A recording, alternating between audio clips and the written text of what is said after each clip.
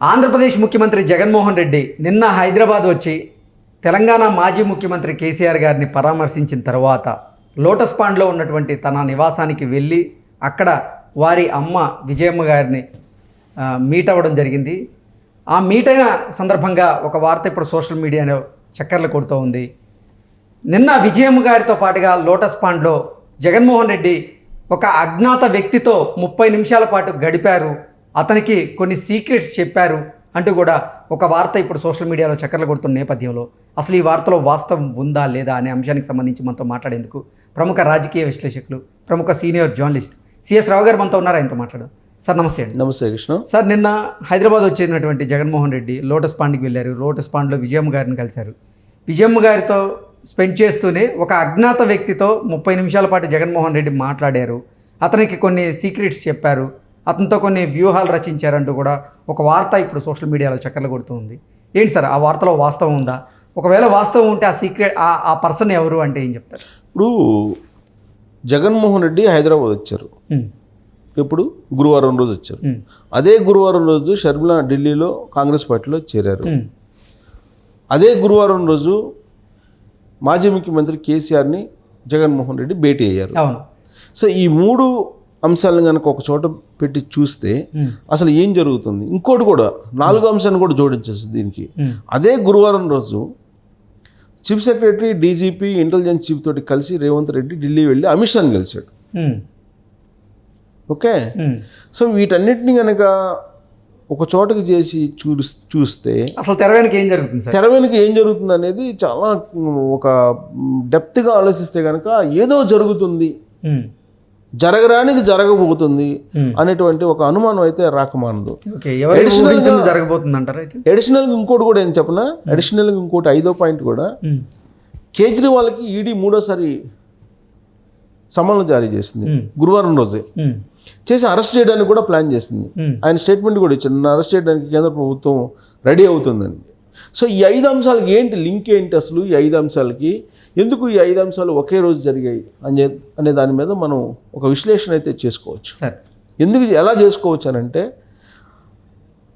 Vijayamma lotus పాండ్లో ఉన్నారు, ఈయన Jaganmohan Reddy lotus పాండ్కి వచ్చారు. లోటస్ పాండ్కి వచ్చిన తర్వాత ఆయన ముందు కేసీఆర్ని కలిసి తర్వాత లోటస్ పాండ్కి వెళ్ళారు. అవును.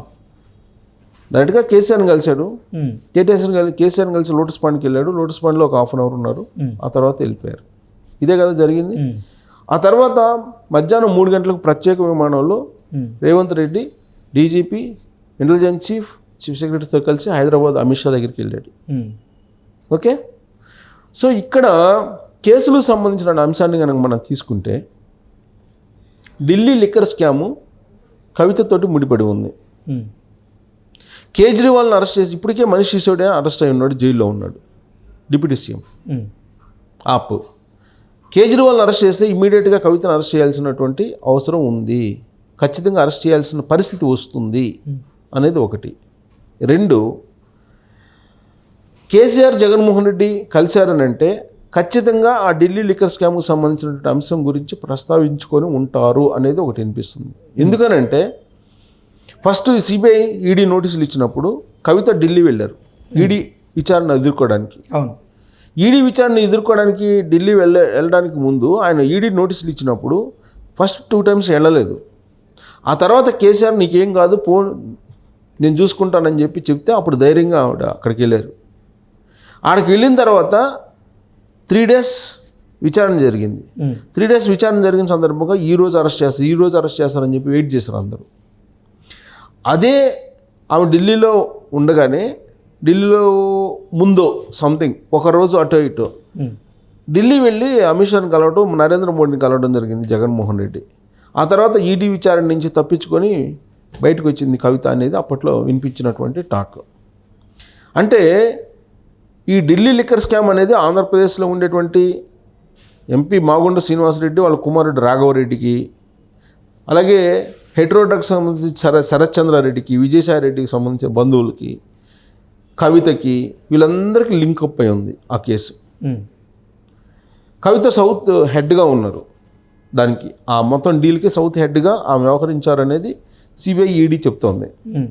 ఓకే, ఈ కేసు చాలా వేగంగా ముందుకు వెళ్తున్నటువంటి క్రమంలో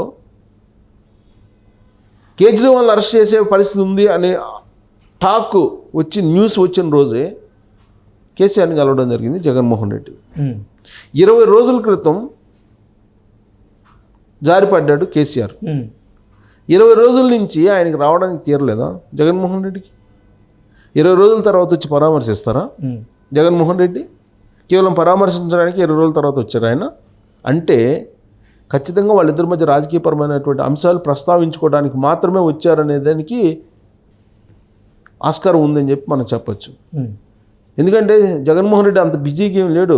పక్క రాష్ట్రంలో ఉండేటువంటి మాజీ ముఖ్యమంత్రి జారి పడితే పరామర్శించడానికి కూడా టైం లేనంత బిజీ అయితే లేడు కదా. సో కాబట్టి ఖచ్చితంగా ఈ కేసు సంబంధించిన అంశం గురించి మాట్లాడటానికి వచ్చి ఉంటారనేది ఒకటి.